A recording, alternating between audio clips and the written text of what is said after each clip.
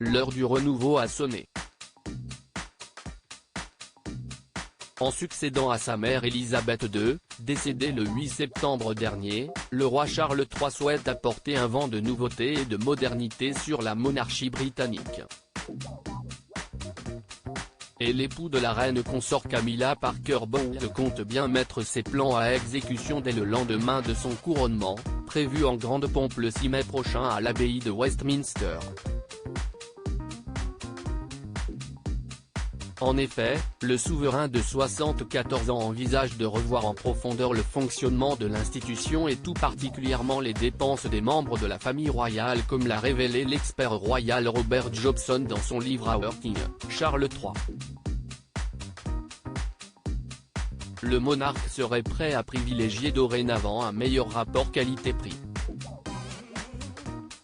Cette restructuration passe d'abord par la fin des logements de fonction. Le prince Harry et son épouse Meghan Markle ont été les premières victimes de cette décision. Le duc et la duchesse de Sussex sont aujourd'hui privés de Frogmore Cottage, leur pied-à-terre londonien. Ce dernier sera dorénavant occupé le prince Andrew, expulsé de sa demeure de Royal Lodge à la suite de ses nombreux scandales.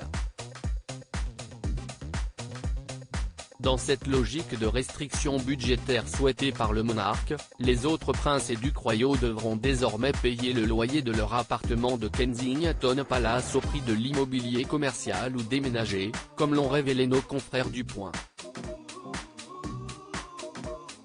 En plus de vouloir priver ses proches de son appui financier, l'ancien prince de Galles serait également prêt à se séparer des collaborateurs de longue date afin de faire quelques économies.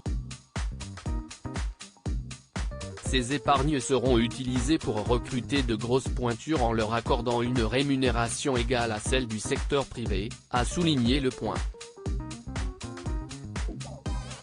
En prenant de telles décisions, Charles III s'est coulé facilement dans le moule de PDG de l'entreprise, a constaté l'hebdomadaire. Une attitude radicale qui risque de raviver tensions déjà palpables au sein des Windsor. Supérieur à Charles III, du prince héritier au roi d'Angleterre, revivait les grands moments de sa vie et Charles III, cet atout majeur pour la restructuration de la monarchie pour mettre en place sa stratégie, le roi Charles III bénéficie d'un atout majeur.